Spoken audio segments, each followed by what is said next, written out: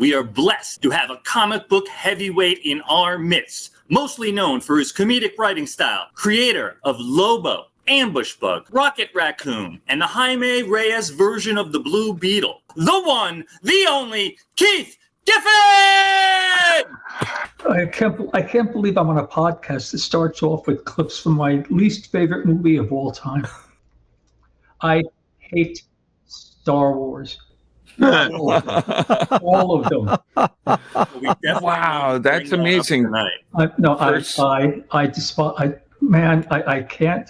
I would think somebody who was so into... I had to leave the theater because in the initial movie when Han Solo looked like he was dead, I jumped and went, yeah! And everyone turned around slowly and looked at me, and I said, I gotta go.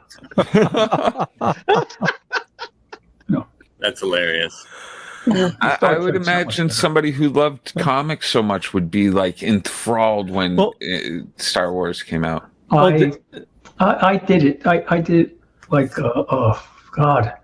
35 years of 7 days a week doing comics. And the last thing I want when I'm done with comics and looking for other entertainment is to go and see like the new Flash movie or the Justice League movie, which is hilarious, by the way. And I'd rather go see a good old-fashioned horror movie, something really. Oh, really? What he said. I'm a huge horror fan. Oh, no kidding. What was the last one you watched? Huh? What was the last horror movie you watched? The last horror movie I watched in a theater. Or at home? Well, Megan I like. No kidding. That was a cool, I like the creepy robot. Although I felt bad for her. I was just watching We Are All Dead. Megan, high school zombie flick. But my all-time favorite horror movie is Cabin in the Woods. Cabin in the Woods is amazing. Nice. 100%, yes. Great film. So like, and people are going to be, well, you don't go to see Superman or Batman. No. Rocket Raccoon, you created Rocket Raccoon. He's in a movie. You're going to go see it? No, my daughter had to drag me to the movie. I just sat there thinking, oh, God, it's got to be over soon. Like Blue Beetle's coming out. I have no, it's okay, they did Blue Beetle. Pay me. That's it. It's like, if I miss the Blue Beetle movie, I'm not going to be brokenhearted. I'll probably watch it on cable. But right. Did you get invited to the premiere, Keith? Yeah. Are you going to head out there? No. No? Oh. I'm gonna go all the way out to California to go to the Blue Beetle premiere. I'm going for a movie that I really don't care to see, for people I don't care to see again. I first of all, I don't think DC, that was really unfair because I don't think most of the people up at DC right now are the people that I interacted with. So it was unfair for me to say I won't like them, but I'll cover any bet. I'll bet you I don't like them. There you go. It's freelancer mentality. I gotcha. So if we had to go back to the beginning of your career, or certainly early in your career, Keith, can you tell us the story about how Bill Mantlo was responsible for you getting hired at Marvel? Yeah. It's I start at the beginning. All right, I was working at Hoffman LaRoche, which was a major pharmaceutical firm then, as a hazardous material handler, which means that I got to transfer around dry iced. They put it in dry ice, but these were radioactive and biohazardous materials that we had to get to the place before they started, bleeding off whatever they were. One of our guys got painted purple. Let's put it that way. He was yanked aside and painted purple. And so I decided I was going to try to break into comics. Sort of portfolio. And I take my week off and I go into Marvel and I show them my portfolio. And the secretary, I don't know if it's Flo Steinberg, but the receptionist there, secretary, she grabs my portfolio, opens a drawer on the desk, slides it in, closes it, and goes, come back tomorrow. Real encouraging. Yeah. So the next day comes around, I thought, I got this weird hope. I don't want to ruin it. So I'll go tomorrow. I won't go today. So I went the next day and I come in And the secretary sees me and jumps on her feet, goes, "You asshole." I'm like, "Okay, you don't know me that well, but you're right, but what put that on?" And she goes, just shut up, and calls and says, "He's here, that idiot's here." It's just, every word was defensive. So then, who was it came to the door? I think it was just some assistant came to the door and said, "Come with me." No hi, no hello, how you doing? No, come with me. And they drag me inside, and they take me down to, oh God, whose office was it? It was John Romita's office. John Romita, who was, by the way, a great guy, very encouraging, very nice. But what I found out during the time I was interacting with John was that, being the professional that I am, I had left my portfolio. Just my portfolio. No name, no address, no phone number, no way to get a hold of me. And it so happened Ed Hannigan had walked off the Sword and the Star backup feature in Marvel Premiere. Was the issue with Satana on the cover. Mm-hmm. Bill Mantlo needed somebody right away, saw my samples, liked them, and now I could accept the assignment, but now it's a day late. Did it from there, and then did a few other things for Marvel, then switched over to DC, and haven't really had a day off, and hadn't had a day off in 35 years. That must be nice. I got lucky, and I look back on it, and I think, wow, I wouldn't hire me. I wouldn't hire me. Wood God is a book I was, "Hey, you're real good on Wood God." No, Klaus Jansen's real good on Wood God. Because he fixed all my artwork up. And I don't think he felt comfortable in comics until I started plotting, just doing the plots. And that's when I fell into a rhythm, and I thought, okay, do my little itty-bitty drawings on typewriter paper and hand them into the artists. And I enjoyed doing that. And Andy Helfer used to use me because he'd bring in new artists. And rather than go through a whole bit of trying to teach him how to do storytelling, he had him work with my breakdowns. And that's how Kevin Maguire got started, working with my breakdowns. And also, that's how I got in. I sort of backed into the comic book business. That's really interesting. That's cool, man. Yeah, anyway. Well, we have great reverence for you. And so Ambush Bug and Lobo, such diverse and different personalities. What inspired each of those? I'll start with Ambush Bug because he was first. Ambush Bug was basically, I sort of reached inside. He's kind of my alter ego. Mm-hmm. Ambush Bug was based on me, just like Cheeks was based on my son. Oh, no. So all the weird Ambush Bug stuff was how I kind of looked at life. I mean, I didn't think anything he was doing was really funny. So I thought, well, I'd probably do the same thing in the same circumstances. Lobo, on the other hand, Lobo was, oh boy, how do I put this? He was a reaction.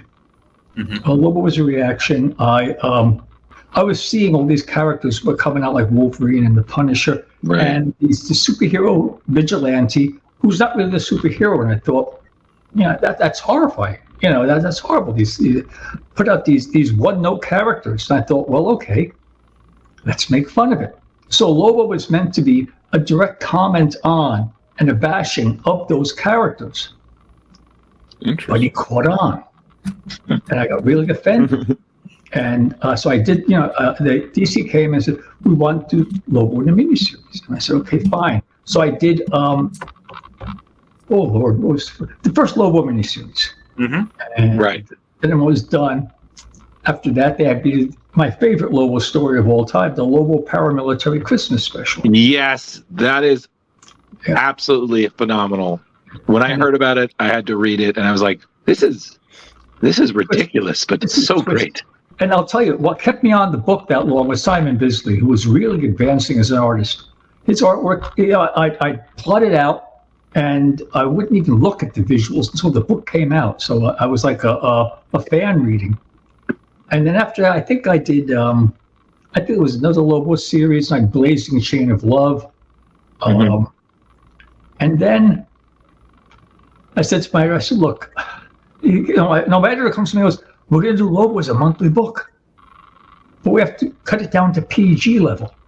And okay, I didn't mind going down to PG level. What I did mind was going to that mindset month after month after month, because I had to go to a real dark mindset. It's Lobo. Like when I had Lobo Blazing Chain of Love, my mindset was all women must die. And so Lobo came from a really, really dark place. I don't want to live in that place. And I think Alan Grant said, I'll take it from there. And I just that was my end with Lobo. I just wandered off of the character and left Alan Grant to it. And I think I came back for one issue here, one issue there, just for the hell of it. There was also Infanticide, I think. Yeah. But after Blazing Chain of Love, a lot of the excitement of doing Lobo was gone. Whereas a book like Justice League, I quit at, I don't remember what number it was, but I was on it for a long time.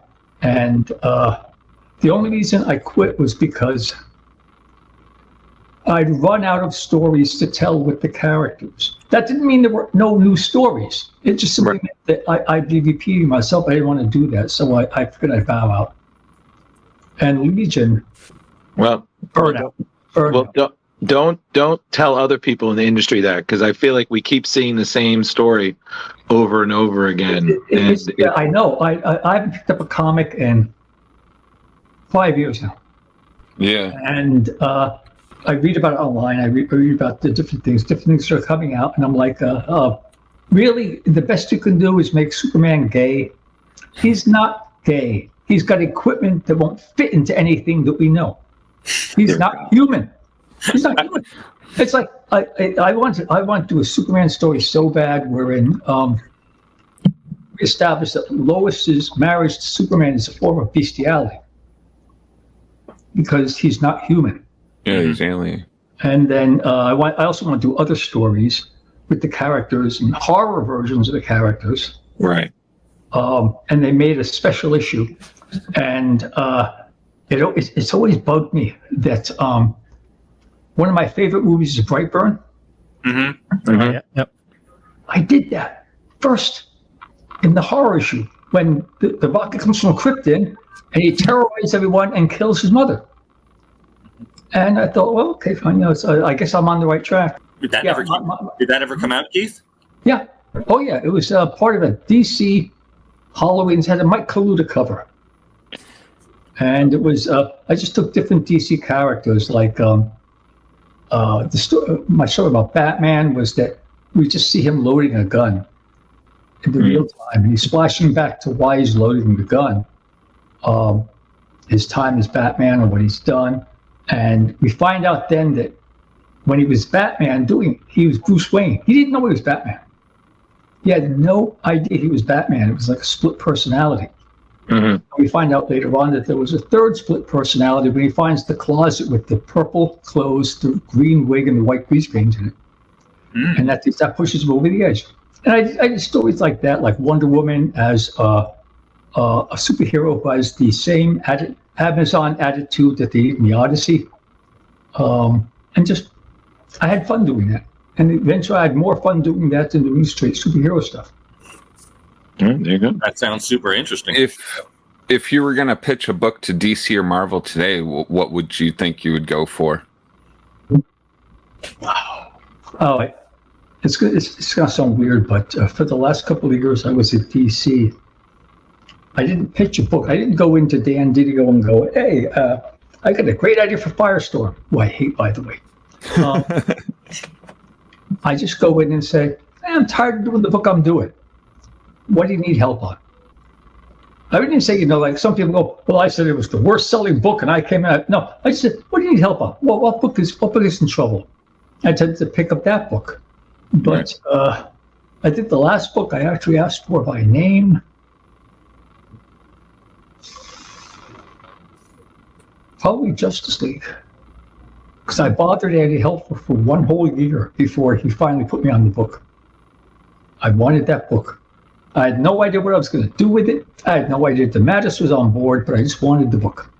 Sounds like you'd like a challenge, Keith. You like going after maybe not the easy road. I bore easy. If I'm on the book for too long, I start going bored. If I fall into using the tropes, I just lose interest. So it's not that I like a challenge. It's that I'm bored and my attention wanders. So like my all-time favorite. Hey, see if you can guess. What do you think is my one all-time favorite, bar none, comic book? I've done. Ooh. Let's see. You're a horror person. I'm gonna go with like. Oh, Mad Vampire. There's a lot of comics. Vampire. G.I. Robot and the Howling Commandos. Oh, there you go. March Hare. March Hare. The March Hare. I don't even know that. It's very obscure. It was an independent thing. It was put out, limited amount of copies, but that I just enjoyed doing that issue. It was about a hitman who kills a client who was haunted by the March Hare. That sounds really cool. He winds up inheriting the March Hare. And we just took just did one issue. That was it. Out the door. Interesting. Okay. And so, that's my time favorite book. So Keith, at one point you kind of took a break from comics and you were working in television and film. Yes. And you worked on what is kind of my childhood favorite show, which was the Real Ghostbusters for a bit. Yeah. And you also worked on it. One of them, other thing you worked on was Ed, and Eddy. So what was that like? I guess each project. I don't have I have no recollection at all of the Real Ghostbusters. Okay. None. I have no recollection at all of it. But Ed and Eddy was fun. Ed and Eddy I had a lot of fun with. They cut you loose, they let you goof around with it, and they go in and they edit it hard. But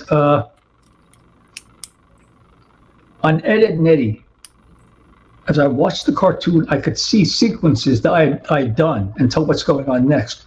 Whereas with other stuff that I've done, you just hope you'll recognize one thing. And to be honest, storyboarding really wasn't for me because in comics I could do pretty much what I wanted. Right. In the storyboarding, that director and the producer, they got a neck clamp on you. Mm. So I figured, go back to comics. Okay. Okay. Yeah. And Keith, what inspired you to create Jaime Reyes as the successor to Ted Cord? And then how has he evolved since first conception? I was married to a Cuban woman. I was very aware of the lack of Hispanic characters. So when they approached me about the Blue Beetle, I said I wanted to do a Hispanic character. And I want to play he's Hispanic, so therefore, all the Hispanic tropes come up. I want to do a Hispanic character he's Hispanic. He's just a normal kid. Right. Maybe at dinner we might have something different, but he's no real personality difference than a young Peter Parker. Right. And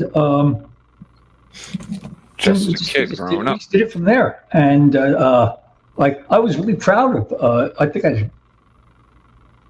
I didn't do the intro. I think Jeff Johns did the intro because it was introduced in the crossover series, and I think I did the first 6 issues with John Rogers.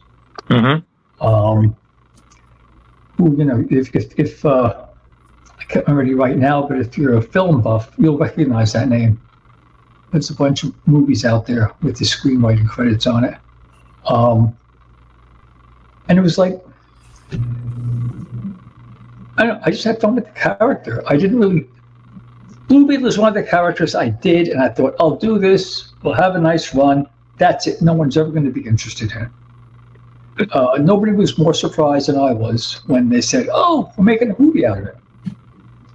Really, you make a movie out of Blue Beetle. Can't figure out Lobo yet. Right. It's really, really easy to figure out why they screw up Lobo all the time. Well, Blue Beetle, they did. And they did a decent job on that Krypton series. Did you get a chance to see that at all, Keith? Yeah. You didn't care for it? No. I guess not. Fair enough. Lobo, there's an actor, it was an actor, he's still in the business, called Andy Brynarski. Mm-hmm. He's huge and he's muscular, and that was what I like. Lobo should at least have somebody who's version on 7 feet tall, probably taller, and muscular, and not very bright. Mm-hmm. And the problem with Lobo is they keep trying to make a Lobo movie and make him the hero. And I said, no. You approach Lobo the same way you approach Michael Myers or Jason Voorhees. Mm-hmm. He's the big villain. The villain drives the piece. Introduce he's going to assassinate the president, and some spunky Secret Service agent foils it. Or just introduce another character to go up against him. Lobo's the bad guy. If he was in a Fantastic Four movie, he'd be Dr. Doom. Right. Fair enough. I'm so sick of people trying to hero up characters. Now, since I now know that you're not really psyched about seeing the movie or even interested in seeing the movie, did you at least see the young man that was cast as Jaime? I saw a picture of him once, and I thought, oh, okay, I'm not going to argue with it. I know that they dropped out 2 of the most important characters in the book, so I thought, okay, fine, I'm back away. Yeah, I was wondering, actually, if they ever asked for your input on stuff like that. I figured as much.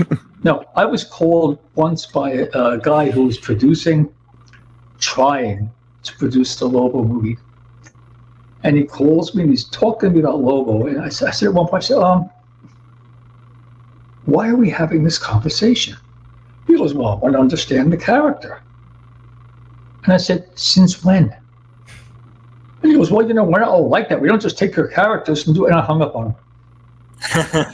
Uh-huh. Never heard of him again. But then that's okay, because every time I've interacted with a Hollywood star or a Hollywood producer or director, it's been an unmitigated disaster. Yeah. Sorry to hear that. I was threatened by Muhammad Ali. It's gotten that bad. Oh, geez. Wow. Yeah. That's a story I'd like to hear. Seriously. Walking out of a convention, walking down the stairs. I think it was the garden. Walking down the stairs outside. I bump into a guy. And it was like bumping into a tree. Literally spun me around. I was stacking down the steps. I look up. It's Muhammad Ali. He reaches over and he grabs me by the shoulder. He sort of hoists me a little off the ground. He goes, I could break you.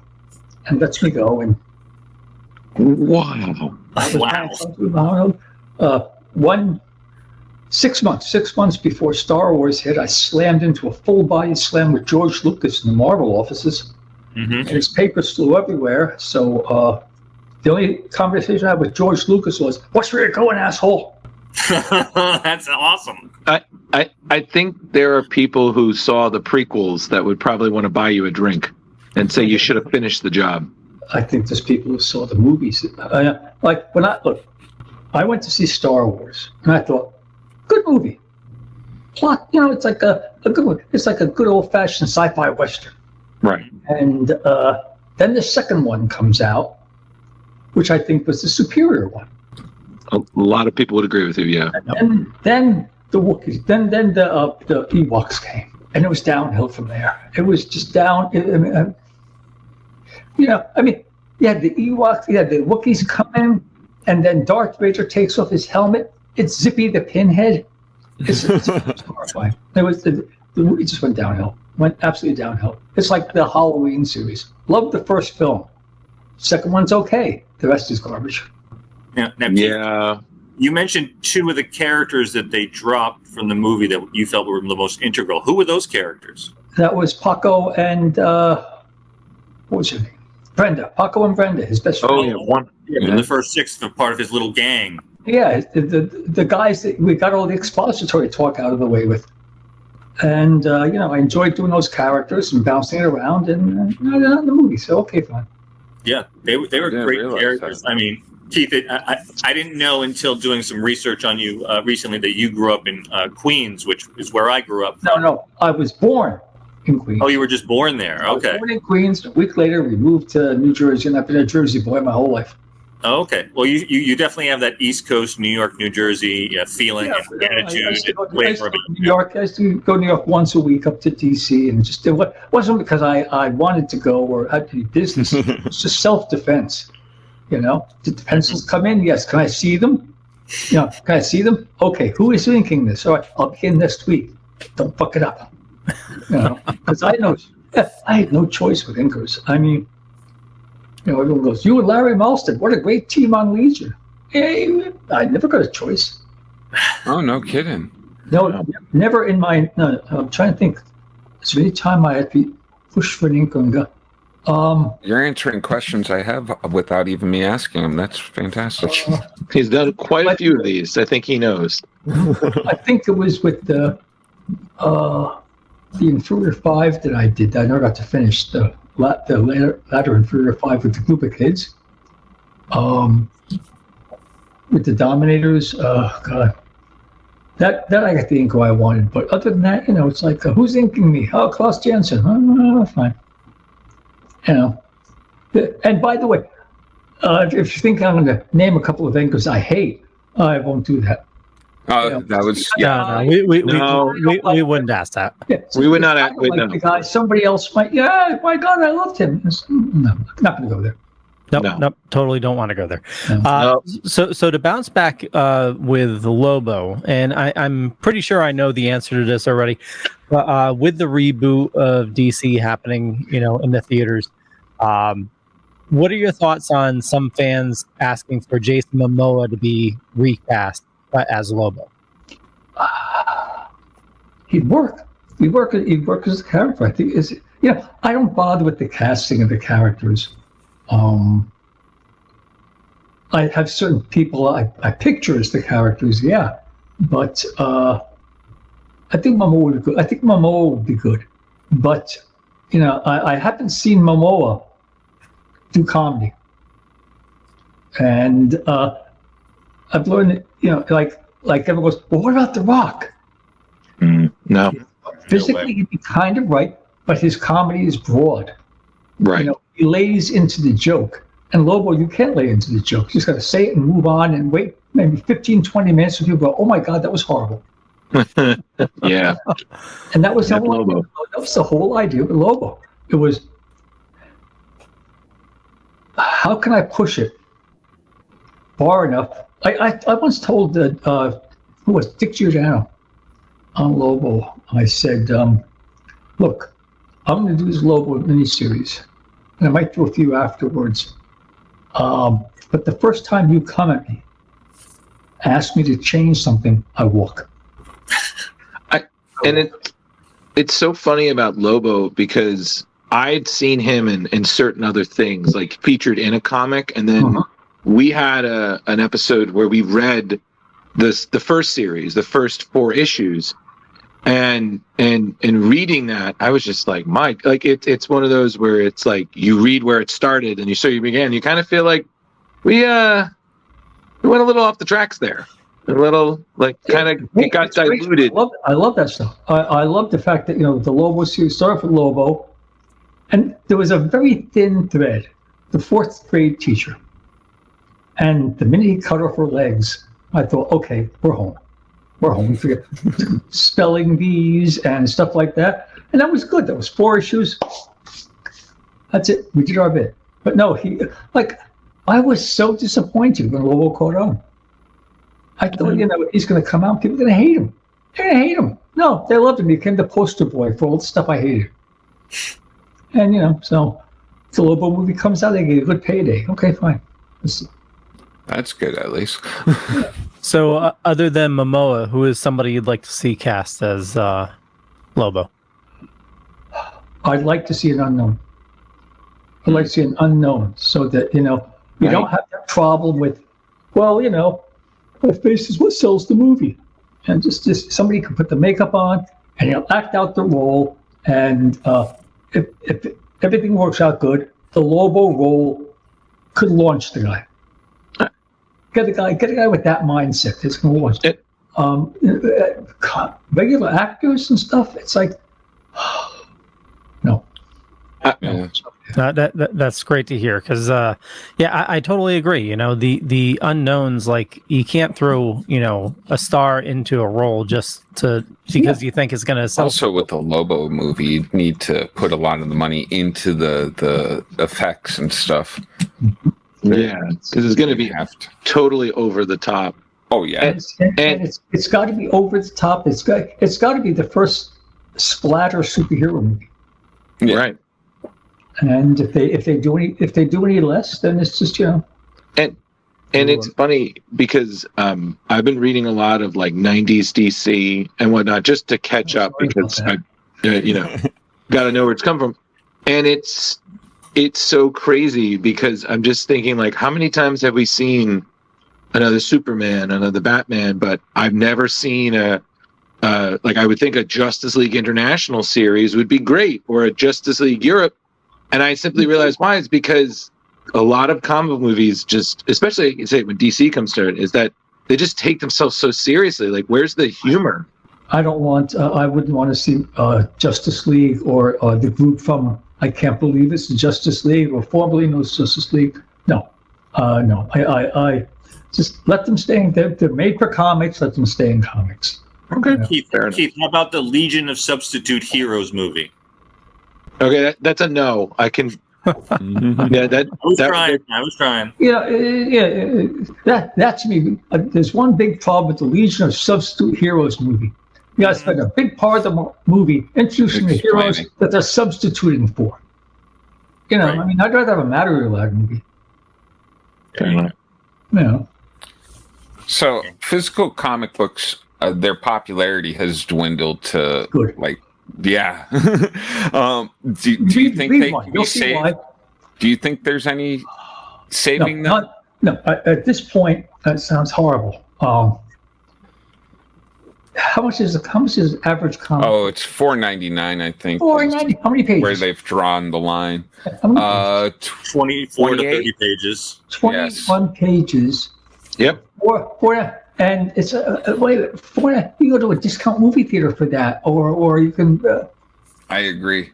The minute we stop being cheap, like at a dime, comics were shut up entertainment. You're in the store, kids acting up. Here's a dime, buy a comic, shut up. Mm-hmm. They were cheap rewards, and now they're like, that's why I think most kids have a problem with their parents. Dad, can I buy a comic book? And Dad's thinking, to 25 cents, 30 cents. He's from that era. He comes back with a $4 book. It's like, put it back. Just fucking put it back. Because I know everything else has gone up in price. Oh, yeah. Hershey bars aren't the same cost they were. Hershey bars are much more expensive now, right? But we never stopped buying Hershey bars. It's true. So we bought them. So gradually the price increases. We got used to them. Comics, you stop collecting comics when you get laid. It's that simple, because you don't need that male power fantasy anymore. And then maybe after a couple of years of that, then you come back and you're a fan. Okay? But I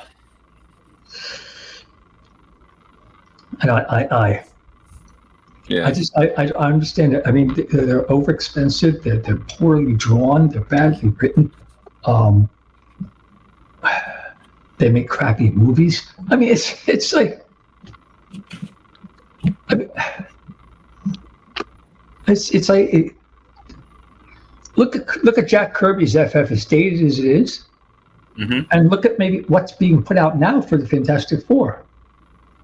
It's like the Mad Magazine version. That's always bothered me. It's like Marvel does Fantastic Four. Jack Kirby goes, we're going to close down the book. Fine, put it away. Well, what are we going to publish? Well, you have creative people. Think of something new. Right. So, on this show, Keith, we reflect back on a lot of the older series and comics as we review them. Yeah. And we've actually done quite a few of yours. And there's just a few things these days. Like I really like the White Knight series. But there's a few standouts, but not a ton. Yeah. It's usually non-continuity stuff that we're reading, Elseworlds and stuff. Vertigo. You know, it's like, the Sandman came out with a TV show that wasn't nauseating. Okay. Yeah. Fine. I just, Marvel, forget it. DC, no. The Independents, no. I mean, it's like eventually Hollywood's going to stop looking at comics because all they're doing is adapting 20 and 30-year-old projects. Right. You know, when they're doing the Avengers, they're not looking at this month's Avengers. They're looking back at that Avengers and going for it. And then they'll realize that, I mean, look, no comic book movie has ever directly affected comic book sales. No. Christopher Reeve came out, Superman, #1 movie. Everyone was talking Superman. Everyone was crazy. Didn't affect the sales at all. Right. Justice League, no sale. Avengers, Spider, doesn't affect the sales at all because they're fans of the movie. Not the comic. Right.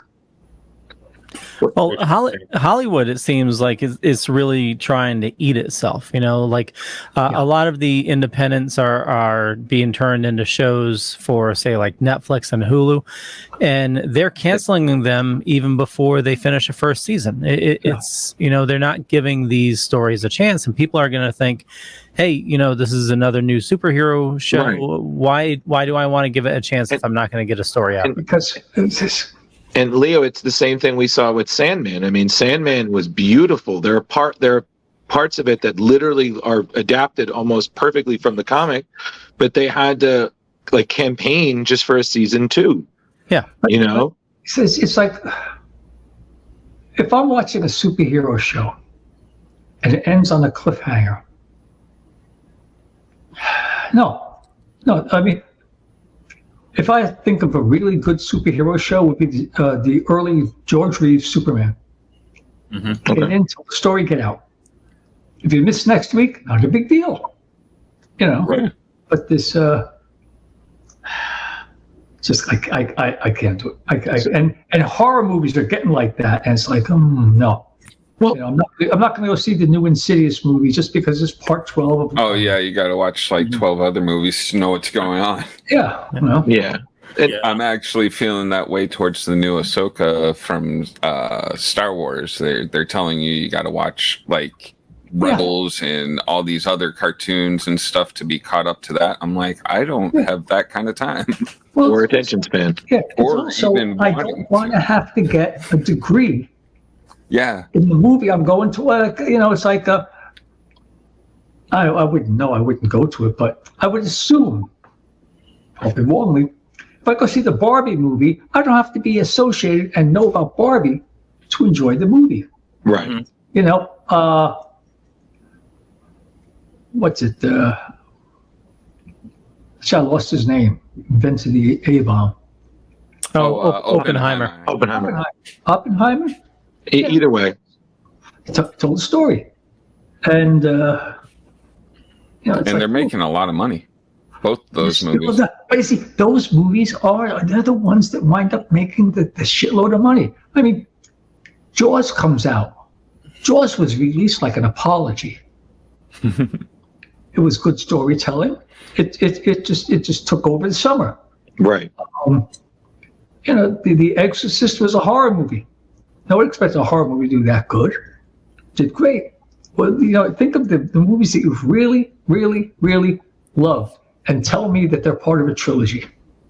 Right. I have some. Oh, I'm sorry. I have some hope. The Matrix was a good movie. Just forget the rest of it. Yeah. Good standalone movie. Yeah. So, speaking of kind of the things that you did that were a little horror, another one of my favorites of yours was a book you did also with JM, which was Scooby-Doo Apocalypse. Oh, that was very fun. cool. Yeah, and it's funny because I was a big fan. I remember collecting it till the end, and I had it signed a few times by you and JM, and you were always saying whenever I'd see you for it, be like, yeah, this is so much fun. We'll write it as long as we did, and I grew up watching Scooby-Doo. So, when they announced this, I was like, okay, this is interesting. And I loved what you guys did with it. You took it in a new direction. And also being a horror fan, I was like, like it's not dudes in masks, with the reveal. This is No, it was like a We had good a good time with it. apocalypse story. Yeah, the thing I'm most proud of is that we dumped all over Donald Trump before it became popular. Yes, Velma's brother. Yeah. So it was a fun book to do. We just did it, and we didn't care. We were just goofing around. Never thought about the next issue. Didn't have to tie into continuity. Oh God, we could blow up the Earth tomorrow. Right. You blow up the Earth in the DCU, you have trouble. I did blow up the Earth in the DCU, and even though I did it in the 30th century, they said we need it back. Yeah. And I never. By the way, I never told anyone I was doing that. I just handed in the plot, handed in late, went through, got through, and then when it's printed, got a phone call from Dick Giuliani going, "Could you get in here?"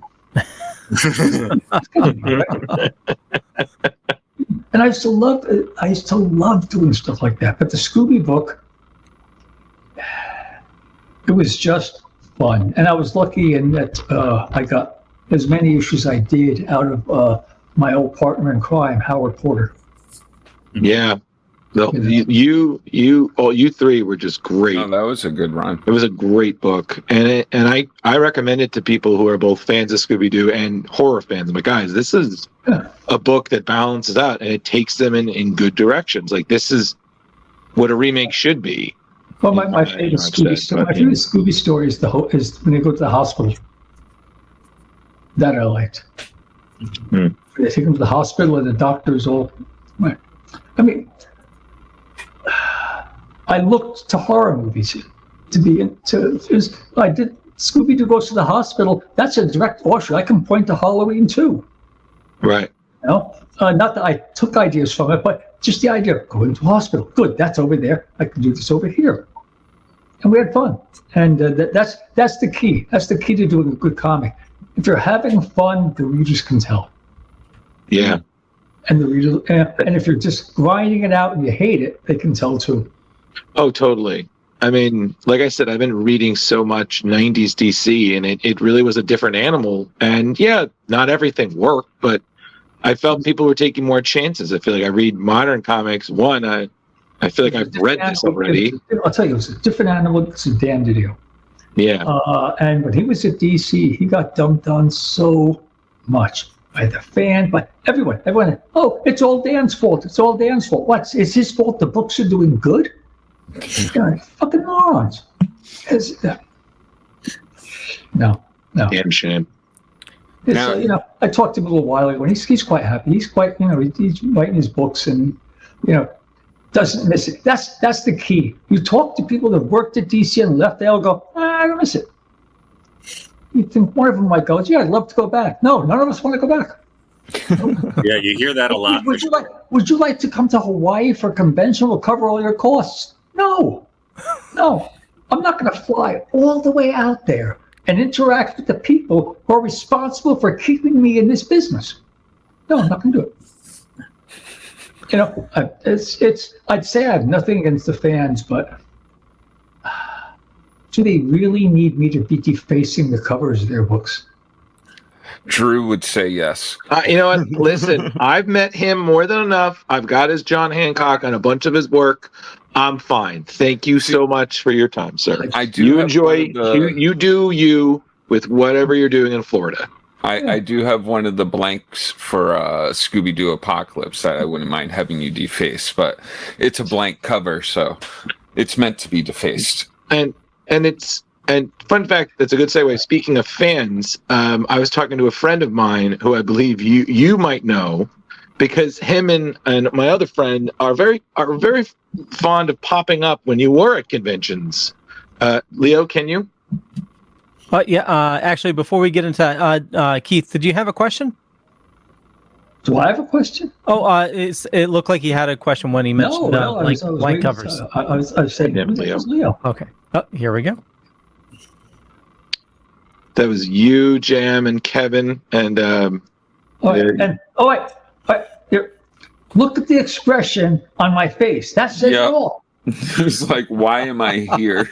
Yeah, the man says, "Hey, it's great. And I'm like, really? And got Kevin McGuire on the other side. I was actually looking at this. Why is Luther in there? And I realized it's Kevin.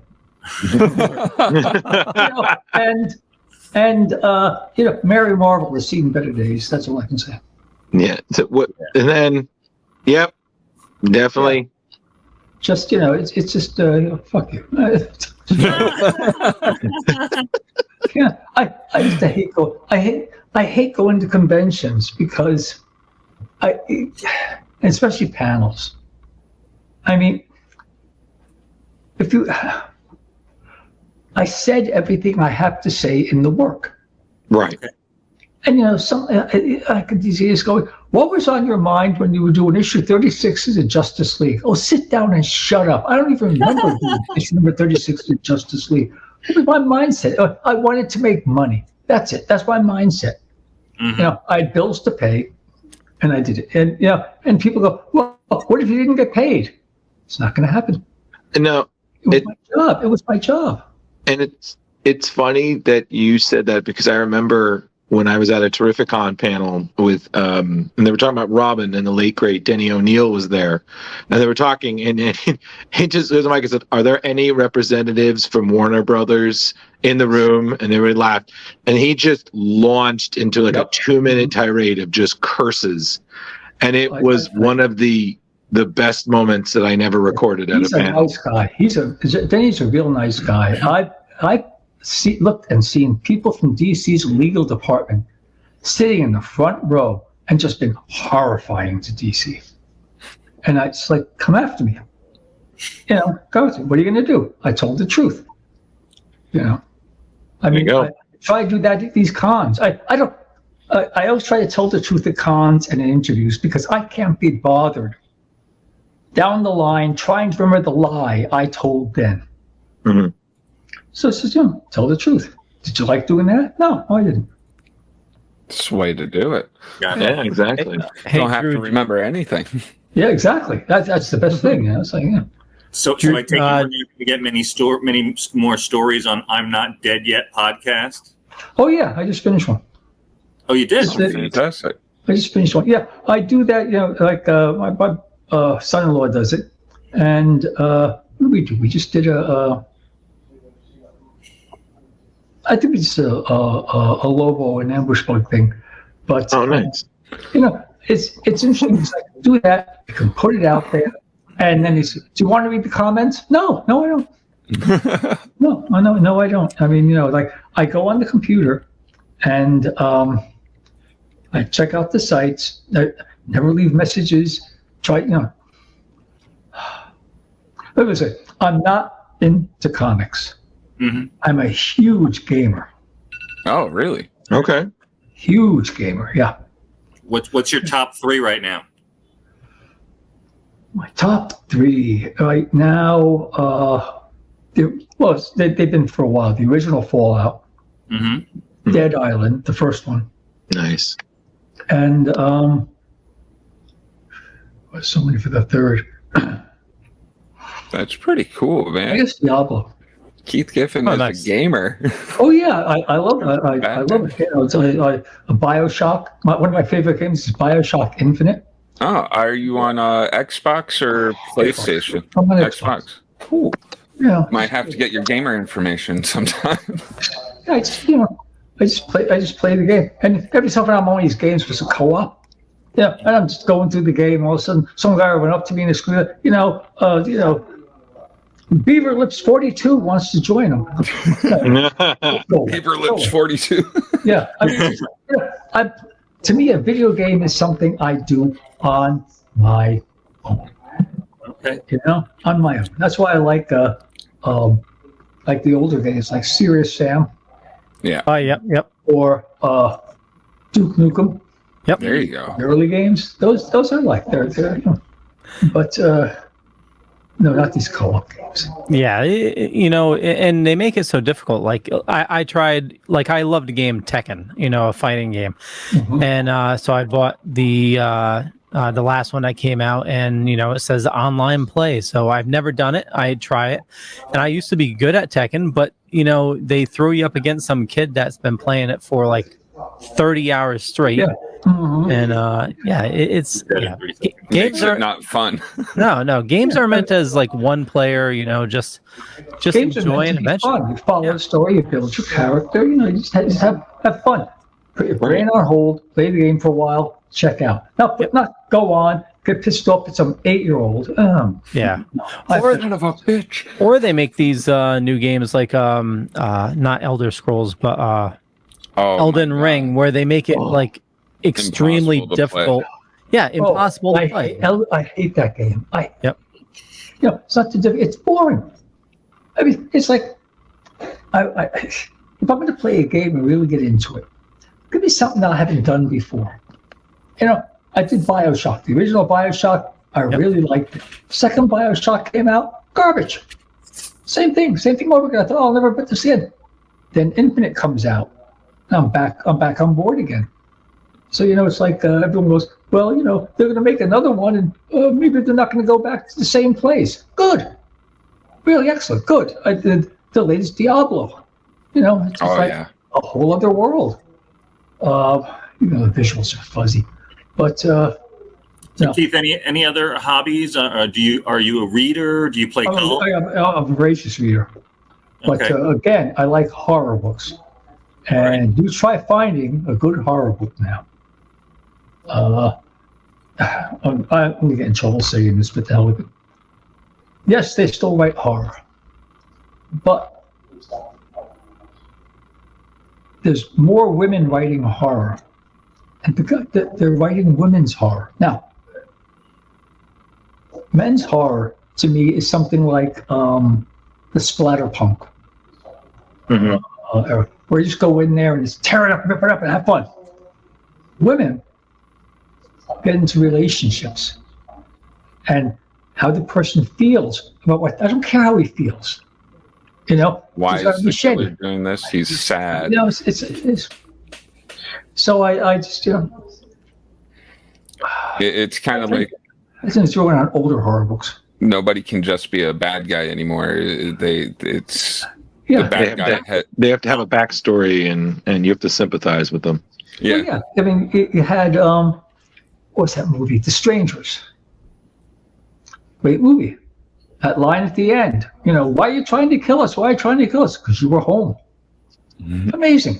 Then there's the second one where it takes place in a drive-in, and it's like.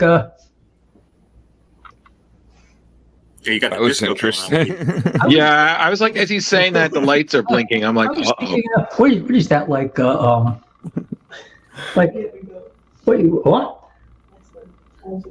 Oh, I'm being told it's time to go. It was actually that Tonight Show. Oh, okay, cool. I was like, because I've done shows where I see the blinking light. I was like, all right, we got to wrap it up. Yeah, gotta wrap it up. Leo, did any of the commenters have any questions for Keith before he's got to go? No, it's just been a lot of people commenting on the discussion, but no questions here. Okay, awesome. Thank you so much for Thank you so much, Keith, for coming on. We really appreciate it. You need to fill in, just let me know. I'll do it again. Awesome. We'd love to have you. Yeah, totally. And if there's anything you're ever promoting, Keith, just give us a call. We'll be happy to try to put it out there. If not, Fuck that. It's all good. Okay. Oh, I gotta go. I got something. All right. Thank you. Well, thank you again, man.